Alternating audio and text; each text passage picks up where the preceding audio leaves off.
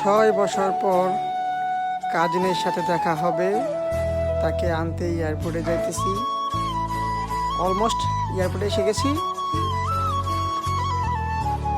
এখন দেখেন এখানে বাবা ছেলেকে হন্য হয়ে খুঁজতেছে। ভিডিওটি দেখে কি বুঝতে পারতেছেন? বাবা ছেলের প্রতি বাবার ভালোবাসাটা এখানে দেখতে পাচ্ছেন আপনারা। অল্প কিছু সময়ের মধ্যেই দেখতে পাবেন আমাদের সাথে আমার কাজিনের দেখা হয়ে যাবে। এই যে সামনে সাদা টি শার্ট পরা ছেলেকে দেখতে পাচ্ছেন, এটা আমার কাজিন।